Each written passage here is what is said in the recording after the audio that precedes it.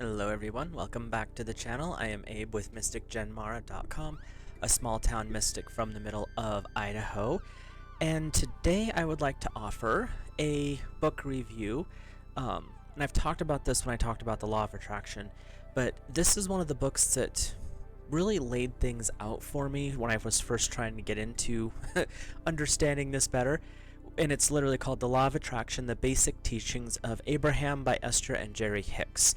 And the premise of this is there's a lot of talk about the law of attraction, the law of positive thinking, all of that kind of stuff. But how do you take it from just thinking good thoughts to actually being able to draw it into manifestation? They've been working on stuff like this for years, Esther and Jerry. Jerry has since passed over. Esther is still working. And Abraham is the collective that she channels. So when you kind of bust into this book to start with, it has a really detailed, and I won't go through all of it because when I say detailed, I mean detailed chapters. So it's very thorough. But it starts off with giving you how they discovered the Abraham connection, which is the introduction by Jerry, her fears that were resolved, and how to meditate, breathing, things like that. And it explains how Abraham first started contacting Esther and how he started channeling through her. It's kind of a fun way of looking at it, because normally you think of channeling as meditating and, the flamboyancy and all that stuff and then the spirit takes you over. Sometimes it starts more subtle, and that's what she was open to the experience, and it actually worked really well for her. And then once she started openly channeling him verbally, or them, it talks about how Jerry had a discussion with them, and how Abraham, and this is, I think, a little bit unique about Abraham versus some of the other ones that I've read or listened to. Abraham is not here to challenge your beliefs. It's not here to make you think a different way or to undermine your spiritual practice. It's more of, there are universal laws that apply no matter what religion, creed, or spiritual practice you have. Why are you not using them? And so it kind of gives that introduction. This one also has a little bit of a foreword by Neil Donald Walsh. But then we get into the actual meat and potatoes of the book. And this gets into, what's the definition of the law of attraction? Is it a universal thing? Is it only to one group? No, it's pretty broad. Thoughts having magnetic powers, increasing those abilities. How to figure out what you really want. So there's times in life where you're like, I know there's something that I want, I just don't know what it is. Or there's something missing, and I can't put my finger on what that would be. This is where a lot of the Abraham-Hicks works come in to play, because it helps you define that void you're feeling, that thing that's missing. They go through some really cool exercises and practices that help you sort of process that. Improving your life, what's behind religions and prejudices. Then we get into the actual science of deliberate creation. And in here, it goes through the definition of it, which we can go hop over to that real quick, because it actually is kind of important to understand what it is we're talking about when we talk law of attraction, deliberate intent, things like that. Because you can think all the positive thoughts you want, but if you're not following through, that's the one issue that's a lot of people have with the movie The Secret and the book, is it gives a lot of good starter points. It's the follow through that needs a little work. So this is Abraham speaking through Esther. We have called it the science of deliberate creation because we are assuming that you want to create on purpose, but it's actually more aptly called the law of creation, for it works whether you are thinking of what you want or what you do not want, whether you are thinking of what you do want or whether you're thinking of the lack of what you want. The direction upon your thoughts is your choice. The law of creation goes to work upon whatever it is you are thinking about. So that's like when you stub your toe first thing in the morning. It tends to spiral you through the day unless you can find a way to flip the switch. If you can do that, it changes the dynamic of your day. And that's where you try to find ways to be more positive in movements, because if you don't, it can get interesting. So then it goes through, can I trust my inner guidance? The delicate balance between wanting and allowing, which there is a huge difference between I want something and I'm allowing it. The universal law works with all beliefs, really. Past life beliefs affecting current life. They address all of this stuff. How did the first negative things start to occur? Is being patient not a positive virtue? Things like this where, I have to be patient, I just have to keep practicing. To a point, that's true, but in the grand scheme of things, and quantum physics as well as a few other modern sciences are proving, time is not as set and defined as we originally thought. So there's a lot more to all of that than what we may have originally been considering. And how about when two people are competing for the same trophy, which is actually an interesting section. And then we go into the art of allowing. The art of allowing is probably one of the, for me personally, one of the more challenging sections. And it has nothing to do with the fact that it's difficult or it's hard to just let go. I like to have a lot more say in my life. I'm not a severe control freak, but I do have my moments. And this is one of those things where you have to be open to the experience, which I have mentioned in several videos. So, the art of allowing, where to go? Because a deliberate understanding and application of this law brings everything together for you. In other words, the law of attraction just is. It exists no matter what. Whether you understand this or not, it's always been responding to you and giving you accurate results, which are always a match to what you are currently thinking and feeling about. A deliberate appreciation of the art of allowing requires that you be consciously aware of the way you feel, so that you choose the direction of your thoughts. An understanding of this law is what determines whether you are creating intentionally or by default, because you have to be open to accepting the product that you're bringing in. And this is something that I did note for a review here.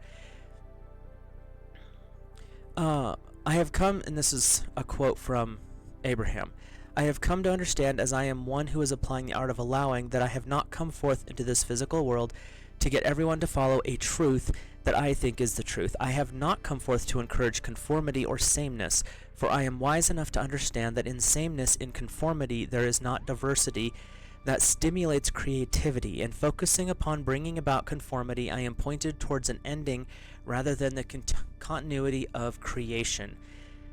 The art of allowing helps you understand that it's not, I have to get it because someone else might be after it. No, that's going to take you the wrong direction. That's that negative thought patterning and thinking. What they're discussing in here is, okay, you both have the same goals. Are you going to reach at the same time? Are there maybe two prizes versus the one? There's more to these situations, and that's the beauty of the art of allowing, is you allow yourself to get the things you're in alignment with. And that's maybe a little bit hard, especially if you were raised in a pretty strict household. Living with the art of allowing, how can I know right from wrong? Allowing relationships, the art of selfishness. Selfishness is not always a bad thing. Is there value in losing a life? What about when sexuality becomes a violent experience? A lot of the questions that that are being brought up here are ones that they have had in sessions, in their big groups that they do, or people have emailed, or back in the day, snail mailed them. And so Abraham answers a lot of these in these books, so it helps understand that it's not just preaching, or it's not just bringing things through, it's actually people who have requested it. So that's why I feel these are a lot more focused on individual practice than anything else. From there, we move into segment intending. And segment intending is basically, where am I at now, and how do I feel about improving? How do I step into the next level of where I'm at. I call them the next steps, because it's not just I'm gonna focus on that new car today. It'll be here in the morning. And you did what part? Were you inspired to go do the next step? Did you have the money set aside? Do you have insurance? Do you know how you're going to pay for this, fuel, all this other stuff? There are steps to all of this. The goal has to be held, and the vibration has to be kept at that point, which is tricky. But when we talk about segment intending, you do not want the same thing in every segment of your life experience. In fact, in every day, there are many segments that carry different intentions. And so the point of segment intending is to help you understand the value of stopping many times during the day to identify what it is you want most so that you may add emphasis, therefore power, to that moment. So it's not just, I set this goal at the first of the day and go through the day. It's each time you go through, you leave one room to the next. Take a second. What am I doing here? What is it I'm intending? Whether it's going to work, I'm intending to have a good day at work. When you come back from lunch, that lunch was very nutritious. I'm ready to go for the day. I'm intending the rest of my day to be full of good customers, fun coworkers, whatever it is. But you're breaking your day up and you're keeping the focus on that positivity. So the big things that you're focusing on don't get slowed down by a negative patch through your day. And slowed down is a human term. It doesn't actually exist outside of our little world here. Can segment intending speed up manifestation? Why isn't everyone creating their life with purpose? How detailed must my creative intentions be? Abraham answers all of this and does it in a way that in some ways is a little verbose, but at the same time is very clear. Like, you'll read it through and you'll be like, that's a lot of words. Then you'll read through it again, you're like, oh, that was for a reason. Because it was worded and then worded, and you'll catch something different each time you read it. I've probably read the set of books that I have of Esther and Jerry's at least 3 or 4 times. Every time I read it, I get something different out of it because of the information that's there. And sometimes it's as you grow through life, the books that you read, go back and check them out, because you might find that there's an entirely different message there than what you originally thought. How can I convey my intentions? When the job offers rained, then they poured. So like if you're looking for work, all of a sudden you have more options than you can stand. Why do most beings stop experiencing growth? How is it possible to have it all in 60 days?